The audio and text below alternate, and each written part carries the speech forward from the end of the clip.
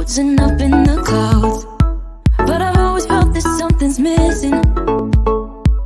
That was until I found you right there in the crowd. You came into my life and started a fire. You made me feel like I could touch the sky. Oh, there's nothing missing now that you're my desire. Now all I have to do is to make you mine. 'Cause I know, and you know what we could be. Like a song, like a perfect melody. Baby, don't say you don't believe in me. 'Cause you know, and I know, we're onto something good. You know, and I know, we got something good.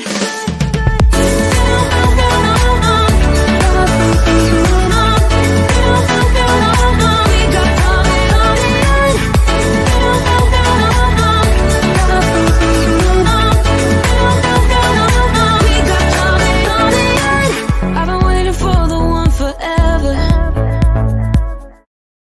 And welcome everybody, it's Dan. I hope you're well today. So let's talk about house prices, shall we? Obviously in the late 90s, early noughties, the house prices were just like a national obsession. People were desperate to find out and talk about house prices and about how much a house price was worth. And then we had Property Doctor, do you remember that? And then the Sarah Beanie programs came out, and then we had Phil Spencer, you know, the property expert who's amazing at getting discounts, who negotiates a 0.5% discount on that £450,000 property. That makes national TV, apparently. But you remember those days. And are we back at those days? Mid-pandemic? Who on earth knows? We are living in a different world, as you know, right now. And the biggest thing that I see, or the biggest reason why house prices have shot up so much, of course, is because the government, in all its wisdom, because our Boris is obviously the most cleverest person alive, is that they put a stamp duty holiday on there. So a number of things have happened. So first of all, stamp duty holiday, that means that the initial down payment on a house is less. Okay, if you're an investor, you still have extra to pay, but if you're a normal homeowner, then the initial down payment is less. Of course, you need your deposit and you need solicitors' fees, but then you don't need the stamp duty. But I have to laugh because I was just reading The Guardian, and I only read The Guardian because it's just a stupid newspaper. If you're a Guardian reader, I apologize, but Guardian readers generally are stupid. You want to see how stupid people are, go and look at the comment section. But it wasn't even a comment. This is something that the journalist actually wrote. Let me read it to you. Just to give you an example of how stupid people are, right? So this is what they said. I don't think the stamp duty extension helped us, Alex said. It probably got people in to look at our house, but it hasn't done anything for us. People have just added it to the price. So, yeah, it has helped people because now they don't have to pay the upfront amount. And although they've added it to the price, your mortgage is paying that down. All right, your monthly cost has probably increased a little bit, but your money that you need as a down payment to get into the property, of course it's helped you, muppet. This is an actual comment on The Guardian. This just shows people's levels of intelligence around house buying and anything to do with investments of any kind. So it drives me mad, can you tell? But obviously the stamp duty has had an effect on that. Now, there's a second thing that I want to talk about that's had an effect, of course. And this is a situation in Hong Kong. So we've had a lot of people from Hong Kong buying up UK properties. They're coming through, you know, the phone calls are coming through in their droves. There are people looking to get money out of Hong Kong right now. And one of the ways to do that, obviously, what's the biggest assets that you can buy? It's property. It's not Bitcoin, it's property, right? So that's what they're looking to do. And so a lot of money has come in from overseas and they are buying and investing in property. Now, they actually do have some stamp duty to pay because if you're an overseas investor or if it's a second property, you've got additional stamp duty fees. But it's still cheaper because the initial stamp duty, because we're on a holiday, that's being wiped out. Now, obviously, that I think, does that end in June, if memory serves? Now, what's going to happen in June? Are house prices going to drop? I don't actually think so. I think they'll probably stay where they are. They might not shoot up any much further, but I don't think they'll drop because we're coming out of a pandemic. People have been holding off, definitely on rentals. People have been holding off moving into the city centre, and we've seen rentals in the Leeds city centre drop, that's for sure. But I just thought that was quite interesting. Something I wanted to share was Alex there saying stamp duty hasn't helped. Of course it's helped, you muppet.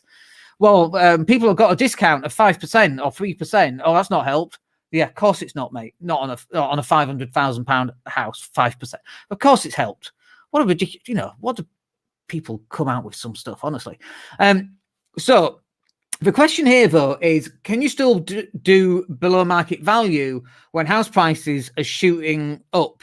And as soon as a house comes on the market, often it gets sold very, very quickly, and often for over asking price.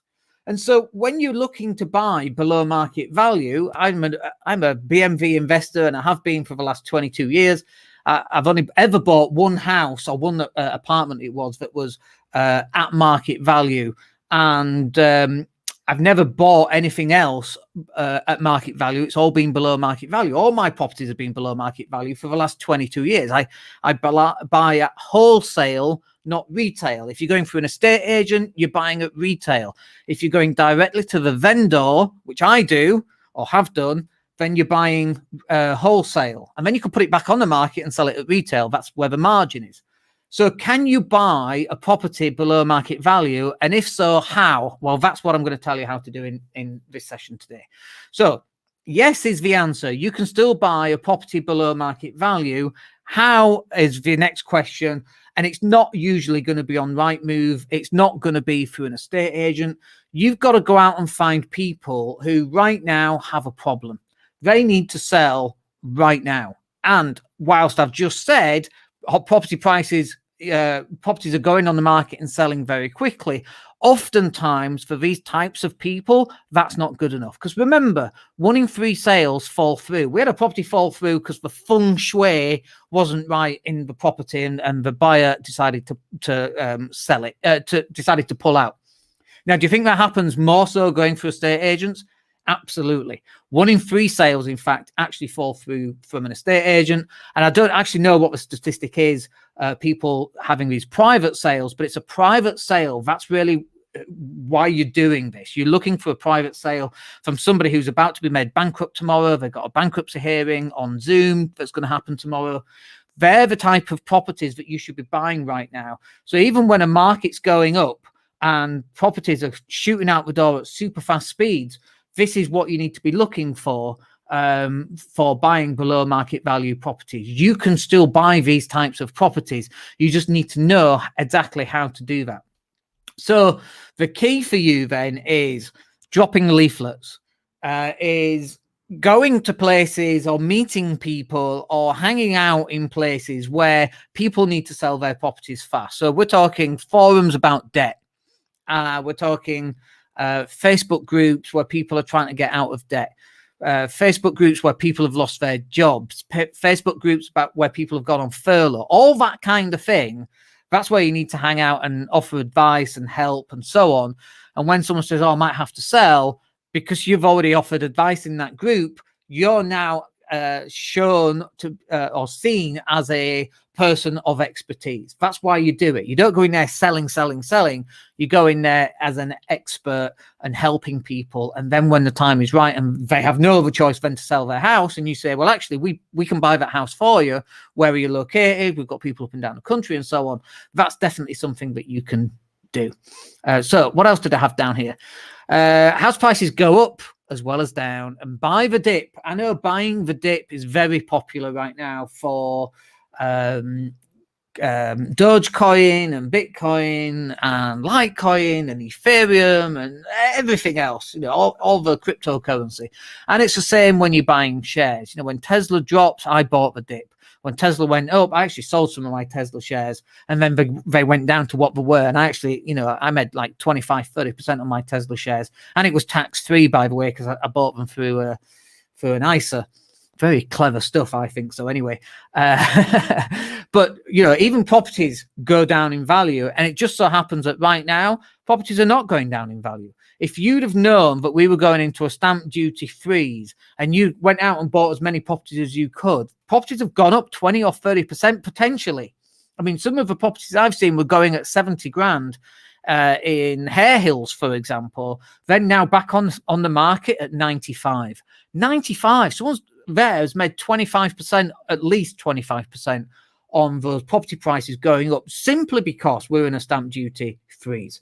Now, no one's got a crystal ball, but you can see this stuff coming. The key is really to have confidence. So the next stamp duty freeze, if it ever happens again, maybe it will, maybe there'll be an asteroid coming and there'll be a stamp duty freeze, or July this year when aliens land. People think I'm weird for saying that, and you might have a point. But if they do, then I'm right. And if not, that's fine. But, you know, if that happens, might there be a stamp duty freeze? I don't know. Or maybe the next catastrophe, whatever that's going to be.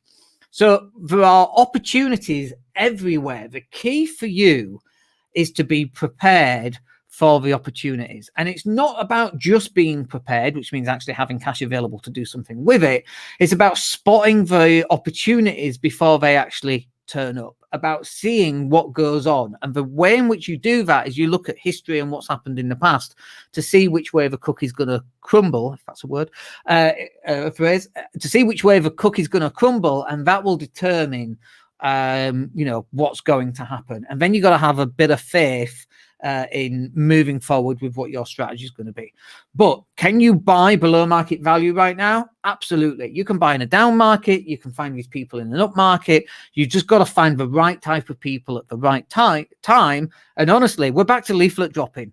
You know, if someone's been made bankrupt next week, or their credit card bills are hitting them and they've got no money left to pay, but, you know, the house is worth 150 and we've got 75 grand and we need the money tomorrow, or not tomorrow, but well, you can still do that. You can exchange contracts with a 10 grand down. You can do whatever you want and still complete in three months' time. There's all sorts of ways around it. And so you should be there to go and help those people. All right. I hope that's useful for you. We're live again at all sorts of weird times this week because my calendar is all over the blooming place, quite frankly. But I hope that's useful. We'll catch up with you on the next video. My name's Dan Latto. Take care.